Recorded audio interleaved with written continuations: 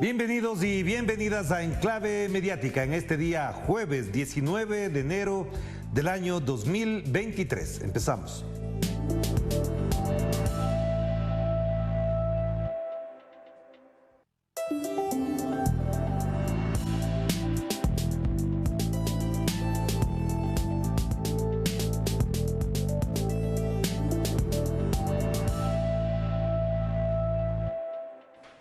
Iniciamos Enclave Mediática para conocer la actualidad que hace noticia en nuestro planeta. Este es un análisis a la realidad, esa realidad que intentan reflejar los diarios, los portales, las redes sociales y los diversos y variados canales de comunicación. Vamos a empezar con las portadas y de la atención noticiosa que se concentra en Lima el día de hoy, el diario El Comercio de ese país. Obviamente uno de los que ha generado la desestabilización política en Perú, dice, se refuerzan las acciones preventivas para evitar desmanes en Lima. Lo más importante son los desmanes, las acciones preventivas, pero lo de fondo, ¿por qué marchan los peruanos hacia Lima? ¿Por qué se concentran los peruanos en Lima? Obviamente no aparece, parecería que no aparece en ninguna parte, porque este es el titular de un diario de Crónica Roja. Alrededor de 9.600 policías protegerán a los ciudadanos y a las entidades públicas. Mayoría se concentran en el centro de Lima. Ministro del Interior pidió a las personas que participaran en las protestas que cumplan con la ley. No queremos más muertes, remarcó. El ministro del Interior dice que no quiere más muertes, pero si la policía es la que ha disparado, al menos a 10 personas se les identificó con disparos de la policía. Entonces se está advirtiendo que pueden matar de nuevo. Y arriba, cientos de manifestantes llegaron de varias regiones. Cientos, ¿por qué no dicen la cifra? Miles de manifestantes. Como se aprecia en la fotografía inferior, son una cantidad de buses, de vehículos, y eso nos suman cientos de manifestantes. Son miles de manifestantes los que se plantean una protesta para sacar del poder a la señora Dina Boluarte, señalada como la responsable política de más de 47, alrededor de 50 personas ya han sido asesinadas en las protestas que empezaron en este año y por supuesto algunos días atrás también del año 2022. Pero en la parte derecha, muy chiquitico por ahí, hay riesgo de que el Congreso no ratifique el adelanto de elecciones. Un grupo de izquierdistas dicen que se preveía una renuncia, que sea este año la renuncia de la señora Boluarte y que se convoque una asamblea constituyente. Es decir, están jugando de nuevo con fuego.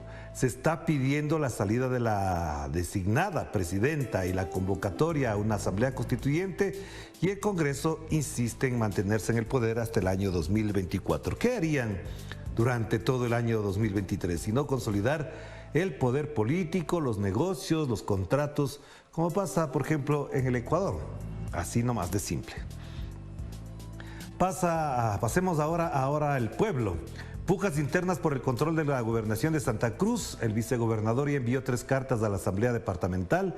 El secretario Vladimir Peña dijo que hay un ninguneo constante a Aguilera y que la disputa por el puesto muestra inmadurez política. No hay inmadurez política, lo que hay es una ambición, una codicia sin nombre. Pero el titular principal, junto con la fotografía, es que las organizaciones que hacen vigilia en Chococoro piden 30 años de cárcel para Fernando Camacho y procesos contra Carlos Mesa, Tuto y Doria Medina. Esto es lo que se plantea a propósito de las investigaciones y los procesos judiciales a los responsables del golpe de Estado de noviembre del 2019. Así que no dejaremos de atender esta situación porque la impunidad es lo peor que puede pasar. Y efectivamente este es un tema que ya no están los principales noticieros de las cadenas internacionales porque parecería que esto se les olvidó. Por supuesto, una cadena internacional también es Telesur y nosotros no la dejaremos de mencionar porque donde tenga que haber justicia, insistiremos en que se haga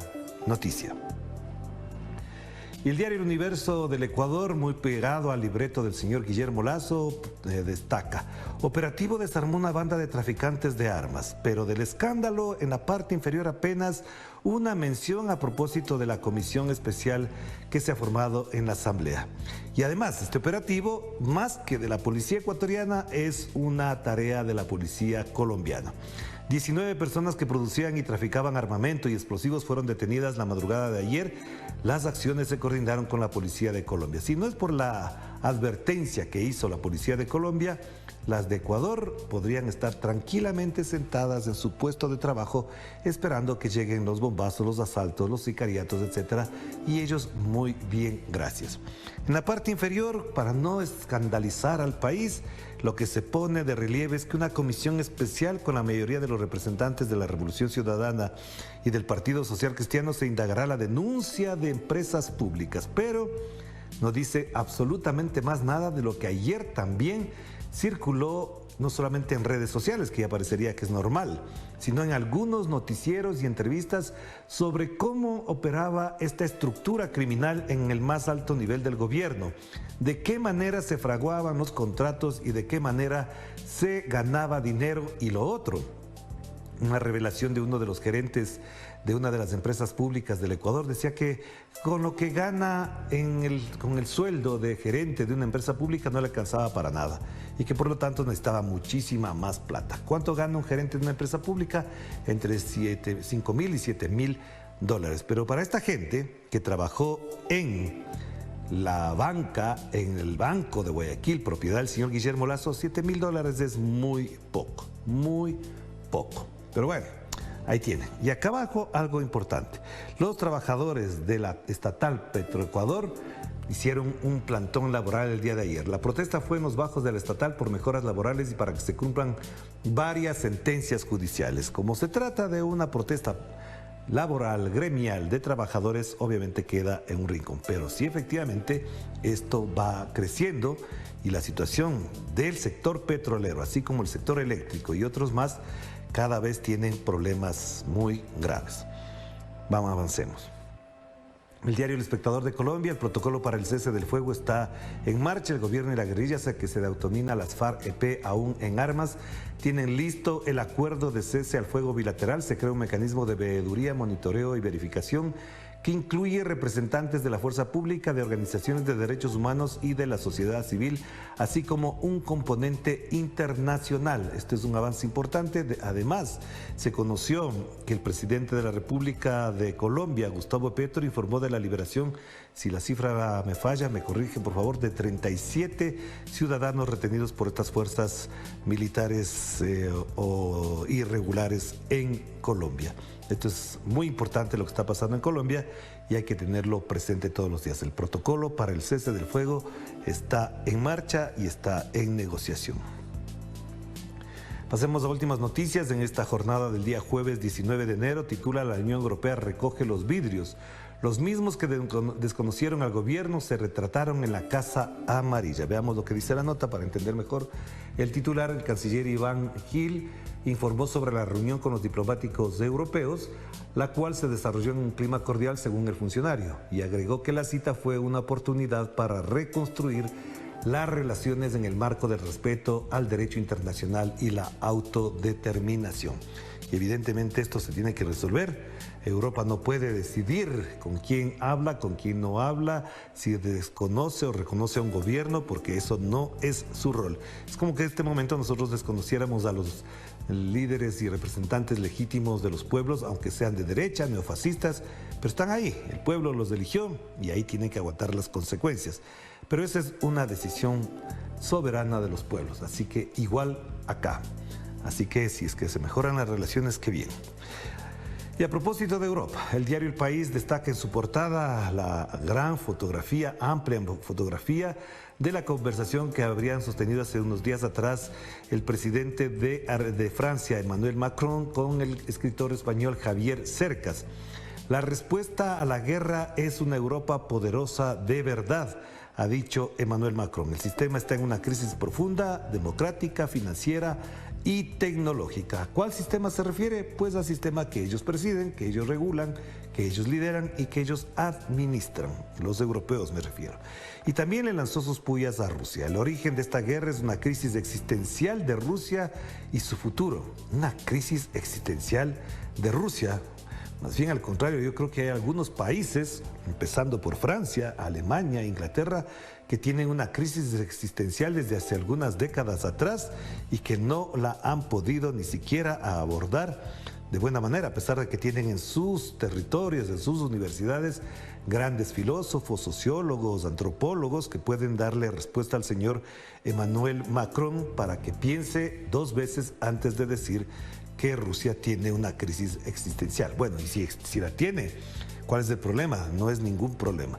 Además, vale la pena leer la entrevista, es larga, extensa, es además una situación bastante interesante la que plantea en su reflexión el presidente Emmanuel Macron, y yo diría que incluso la plantea desde su propia preocupación de sobrevivencia política en la Unión Europea, que cada vez está más débil. Esto es como lo más destacado del diario El País de este día jueves 19 de enero.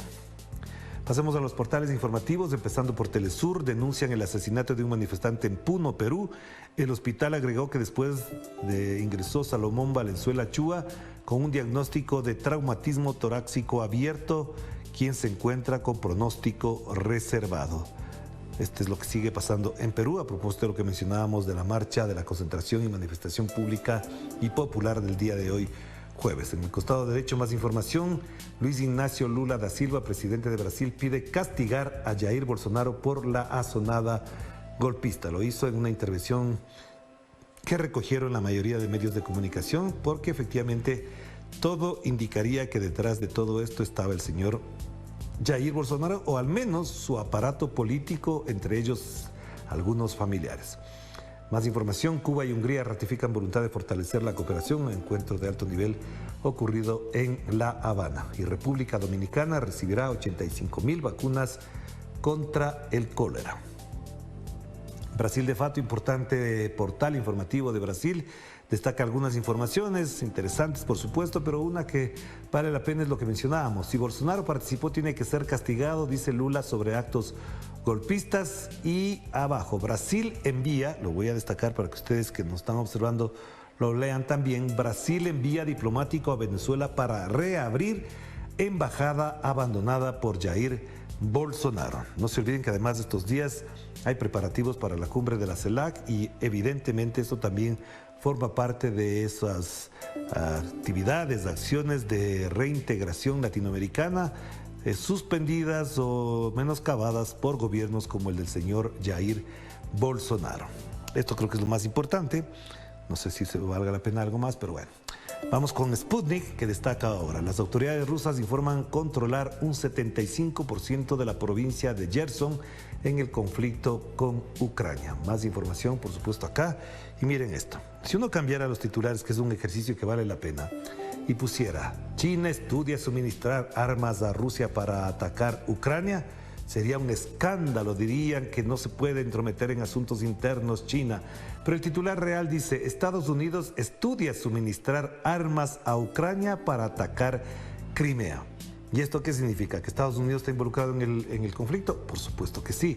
Estoy diciendo algo tan obvio, pero solamente por un ejercicio de reflexión vale la pena cambiar los titulares. O que pusiéramos: Venezuela estudia suministrar armas a Rusia para atacar Ucrania, ya sería un escándalo y pedirían prácticamente la intervención militar en Venezuela. Pero como son los Estados Unidos, obviamente ahí sí no pasa nada. Parecería normal que eso ocurra. Vamos cerrando entonces con portales como el de Nodal, Noticias de América Latina y el Caribe. Y la OEA se reúne para analizar la situación de Perú. Bueno, yo no sé si sirva de algo, ayude en algo que la Organización de los Estados Americanos del señor Luis Almagro se reúna para analizar la situación de Perú. Si ayuda, qué bien, pero en la práctica lo que puede pasar es que el señor Luis Almagro se dedique a otras tareas, de las cuales incluso está siendo investigado, pero como tiene tanto apoyo de los Estados Unidos, incluso desvirtuaron la investigación contra un delito de orden sexual que tenía el señor Almagro. No creo que haya más información que destacar aquí. Pasemos a F, lo que destaca en su nota principal: Amazon y Microsoft empiezan una nueva tanda de despidos de miles de trabajadores. Este miércoles empezó esta nueva tanda de despidos que afectaría a miles de trabajadores a medida que las grandes tecnológicas ven disminuir sus ingresos y sus ganancias. Creo que hasta ahí llegamos, no hay más. Hagamos la pausa.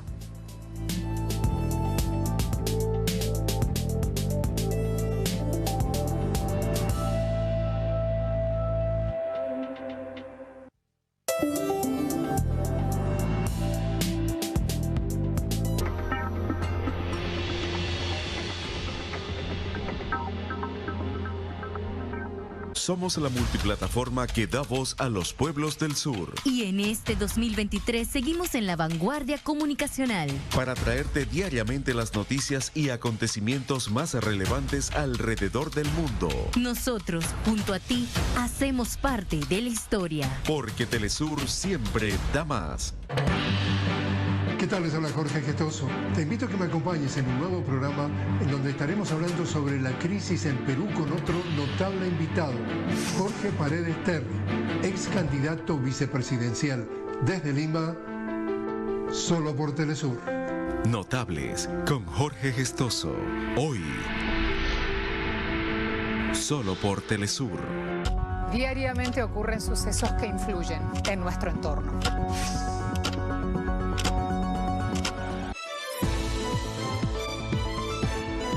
Entérate de las noticias más relevantes de América Latina y el mundo en nuestra agenda diaria.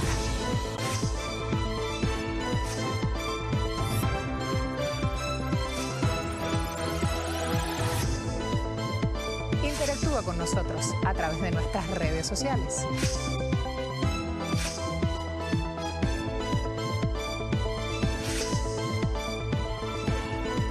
Los esperamos aquí, de lunes a viernes, solo por Telesur.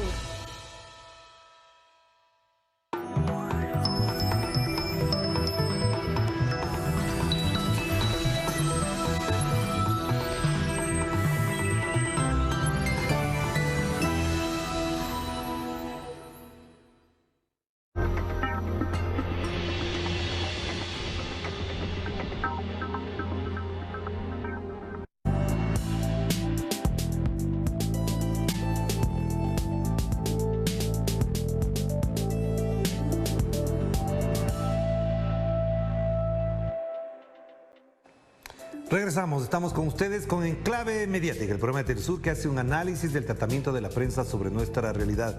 Y el tema principal de nuestra atención informativa está en Perú. Allá las organizaciones sociales de distintas regiones continúan movilizándose hacia Lima como parte de la marcha de los 4 suyos para exigir la renuncia de Dina Boluarte, mientras sectores sindicales ratifican el llamado al paro cívico nacional. De acuerdo a medios locales, la delegación de Andahuaylas ya se encuentra en Lima tras superar los puestos policiales y la detención de 4 ciudadanos en Humay, en el departamento de Ica. Asimismo, la comunidad estudiantil de varias provincias se suma a las manifestaciones en rechazo de la gestión del gobierno de la señora Boluarte. En este sentido, diversas organizaciones a nivel nacional continúan en protesta exigiendo la renuncia de la mandataria peruana, el cierre del Congreso, la creación de una asamblea constituyente y la liberación de Pedro Castillo. Tal es el caso de las federaciones indígenas pertenecientes a la organización Pueblos Indígenas Amazónicos Unidos en defensa de sus territorios de las 4 cuencas que sumaron su rechazo al gobierno de facto. Desde la Amazonía peruana, los pueblos indígenas Quechua, Cucama, Achuar, Quichua, hacemos presencia en este momento de dolor, de sufrimiento de los pueblos en el Perú. Desde Loreto queremos manifestar de que somos solidarios y tenemos dolor en el alma por la muerte de nuestros hermanos en luchar por la defensa del Perú, la democracia, exigir la renuncia de Dina Boluarte, exigir una nueva constitución, exigir la renuncia del Congreso de la República, construir desde los pueblos una nueva propuesta de desarrollo en el Perú. La Coordinadora Nacional de Derechos Humanos del Perú adhirió a la solicitud de la congresista Susel Paredes de solicitar al Ministerio Público la presencia de fiscales para garantizar el respeto de los derechos humanos de los manifestantes. La coordinadora compartió el oficio de la diputada en donde se solicita presencia de fiscales que garanticen el respeto a la ley dentro de un marco de protección de los derechos humanos. Y además, dado los casos de un presunto uso desproporcionado de la fuerza por parte de las fuerzas del orden, la congresista solicitó que el Ministerio Público pase o elabore un reporte periódico del avance de las causas.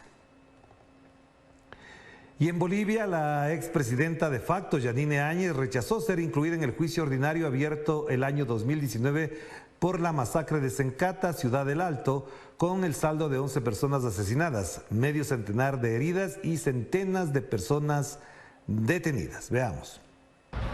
Uno de los abogados de la expresidenta de facto, Yanine Áñez, anunció su rechazo a ser incluida como acusada en un juicio ordinario por la masacre de Sencata, ocurrida el 19 de noviembre de 2019, a una semana de haberse autoproclamado presidenta del país. Existe una voluntad de ella de no participar más en estos circos que no están efectivamente cumpliendo lo establecido en la Constitución Política del Estado y en la Ley de Juicio de Responsabilidades.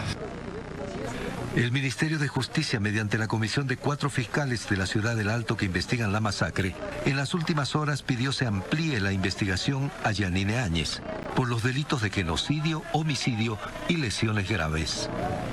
El proceso de investigación ya estaba presentado el 2019, el 2020 es donde se amplía a genocidio y ya habían como 10 generales, entre coroneles y generales, cautelados por el caso Sencata. Si el juez da curso a la solicitud de ampliación de investigación, Áñez podrá ser investigada en un proceso abierto de oficio en diciembre de 2019, a pocos días de hacerse cargo del gobierno de Bolivia. La misma ley dice, cuando hay muertos, automáticamente la Fiscalía, sin consulta de las víctimas, parientes, tiene que iniciar la investigación. Entonces, se ha hecho de oficio y recién en el año 2021 es que las víctimas se han ido apersonando al proceso ya como víctimas. Aún están fuera de investigación los ministros que junto a Áñez firmaron el decreto 4078, llamado de la muerte, porque eximía a los militares de toda responsabilidad por la represión a los grupos que protestaban contra el golpe de Estado. Los familiares de las víctimas recién consiguieron personería jurídica, lo que les permitirá constituirse en parte acusadora, al igual que el Ministerio Público. Y se inicia la caravana humanitaria a los territorios indígenas y afros en los departamentos del Valle del Cauca y Chocó en Colombia, como parte de los alivios humanitarios pactados en la mesa de diálogos en su primer ciclo entre el gobierno y el Ejército de Liberación Nacional. Desde Bogotá, nuestro corresponsal Hernán Tobar nos amplía los detalles. De esta manera, inició el recorrido de la caravana humanitaria que harán 100 personas, integrantes del Gobierno Nacional, la guerrilla del ELN, organizaciones sociales y organismos internacionales a varios municipios de los departamentos del Valle del Cauca y Chocó. Acciones que hacen parte del inicio de las estrategias de alivios humanitarios que se discutieron entre el Gobierno Nacional y la insurgencia del ELN en el contexto de los diálogos que siguen sosteniendo ambas partes. Vamos a recorrer el Bajo y el Medio San Juan, 2 caravanas que se van a repartir para llegar a las comunidades y los territorios agobiados por el conflicto, la guerra y la violencia. La idea es escuchar a la gente. Este comunicado, dado a conocer por la Oficina del Alto Comisionado para la Paz, asegura que la caravana servirá para hacer un diagnóstico en relación a la situación humanitaria en esta región, cuyo fin es establecer cuáles son las condiciones para que en un tiempo cercano las comunidades puedan salir del confinamiento, eviten el desplazamiento forzado y retornen a sus territorios. Ojalá que esta caravana humanitaria dé cuenta de lo que ocurre, por ejemplo, en el río San Juan, en Chocó, en donde hay confinamientos, señalamientos, estigmatización, amenazas contra la población civil por parte de esta organización insurgente. Y también han ocurrido asesinatos contra líderes de la Guardia Cimarrona. Esta acción humanitaria se realiza en momentos en que se lleva a cabo una reunión extraordinaria entre las delegaciones del gobierno y del ELN en Caracas, con el fin de superar el impasse sobre el cese bilateral al fuego anunciado por el gobierno.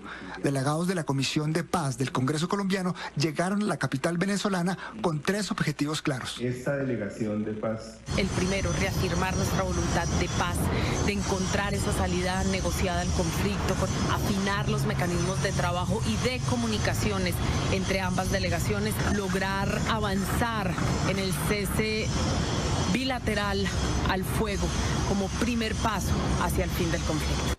Y en Davos, Suiza, se desarrolla estos días el Foro Económico Mundial, donde acuden mandatarios y empresarios para abordar los principales problemas económicos, dicen ellos. En este contexto, veamos el siguiente tuit publicado por Pablo Iglesias, político, académico y líder del movimiento Podemos. Lo tenemos ahí en pantalla. Él dice en su texto: Davos es básicamente un lugar en el que los millonarios le dicen a los políticos lo que tienen que hacer y los políticos suelen obedecer. Escuchemos.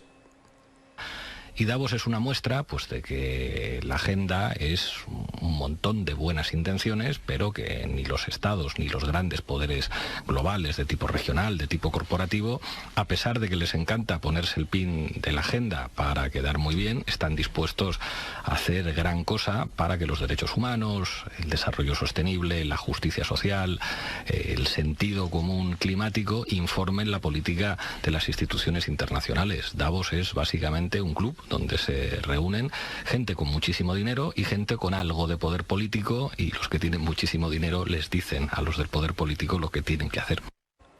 Y efectivamente ahí tienen lo que mencionaba Pablo Iglesias, pero no se olviden además que hay denuncias de que para la cumbre de Davos llegaron alrededor de 2.000 jets privados que contaminan muchísimo más de lo que dicen que ellos quieren ayudar a limpiar en el planeta. Tantos jets privados para llegar y no decir absolutamente nada. Más bien es para encontrarse, hacer negocios, intercambiar tarjetas, etcétera, etcétera.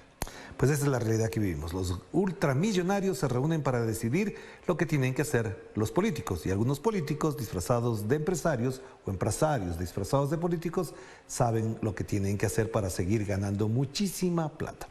Hasta aquí llegamos. Volveremos mañana y no se olvide que en la noche tendremos una entrevista especial con el abogado del presidente Correa a propósito de lo que ocurre en Ecuador, el señor Fausto Jarrín. Ahí nos vemos.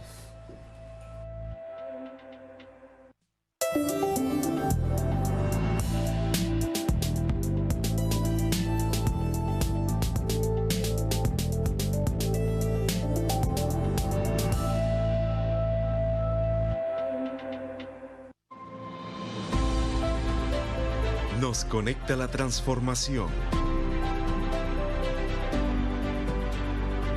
Nos mueve nuestro compromiso que crece cada año. Carabineros acosó a nuestra periodista Paola Dragni y su es latinoamericano. Creamos espacio para la integración de los pueblos del sur.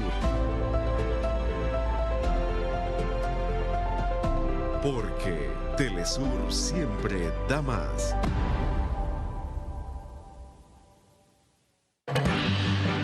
¿Qué tal? Les habla Jorge Getoso. Te invito a que me acompañes en un nuevo programa en donde estaremos hablando sobre la crisis en Perú con otro notable invitado, Jorge Paredes Terry, ex candidato vicepresidencial desde Lima, solo por Telesur. Notables con Jorge Gestoso. Hoy, solo por Telesur. Cada día llegamos más lejos y desde ahora podrás encontrarnos en Europa por el satélite Astra 1L, que nos permite seguir creciendo y ampliando nuestra huella por el mundo. Pídele a tu distribuidor de cable nuestra señal o sintonízala tú mismo. Porque Telesur siempre da más. Somos la multiplataforma que da voz a los pueblos del sur. Y en este 2023 seguimos en la vanguardia comunicacional. Para traerte diariamente las noticias y acontecimientos más relevantes alrededor del mundo. Nosotros, junto a ti, hacemos parte de la historia. Porque Telesur siempre da más. Actualmente ya se ha también disminuido o ha reducido también este periodo de cuarentena o de aislamiento total, y prácticamente se dice que después de haber iniciado los síntomas, 10 días después de haber iniciado los síntomas, prácticamente dejamos, o al día 11 para ser más claros, dejamos de ser potencialmente contagiosos. Entrevista con Aisa García desde Guía tu Cuerpo. Sábado, solo por Telesur.